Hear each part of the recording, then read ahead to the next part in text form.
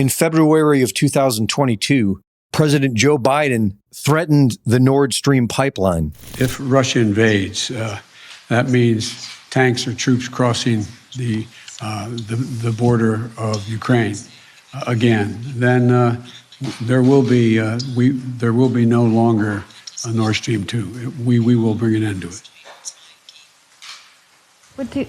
How will you do that exactly, since the project and control of the project is within Germany's control? We will, I promise you, we'll be able to do it.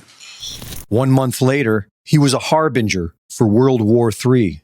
We're showing the strength and we'll never falter. But look, the idea that we're going to send in offensive equipment and have planes and tanks and trains going in with American pilots and American crews, just understand, and don't kid yourself, no matter what you all say, that's called World War III, okay?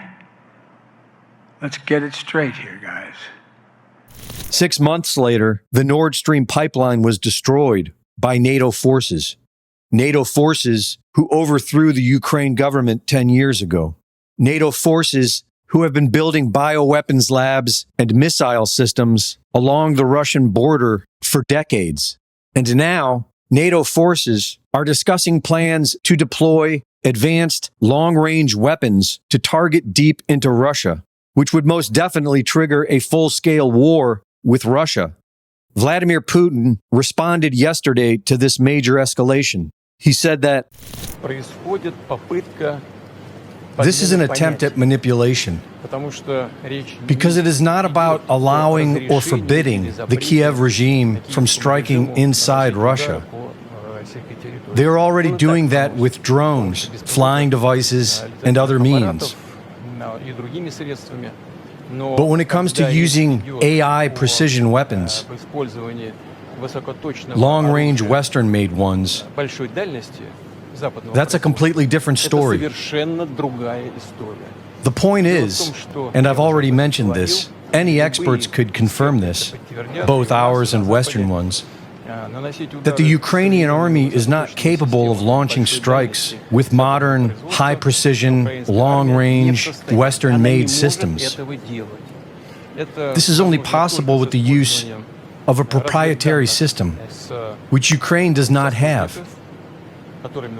This information comes only from European Union or United States satellites, essentially NATO satellites.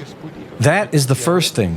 And very importantly, maybe the key thing, is that flight missions on these rocket systems can basically only be programmed by military personnel from NATO countries. Ukrainian servicemen are not able to do this. That's why it's not about allowing the Ukrainian regime to strike Russia with these weapons or not allowing it. It's about deciding whether NATO countries directly participate in the military conflict or not. If this decision is made, it will mean nothing less than the direct involvement of NATO countries, the United States and European countries, in the war in Ukraine. This is their direct involvement, and it significantly changes the nature of the conflict. It would mean that NATO countries, the USA and European countries, are at war with Russia. And if so, given the change in the nature of the conflict, we will make the corresponding decisions based on the threats posed to us. Reporting for InfoWars, this is Greg Reese.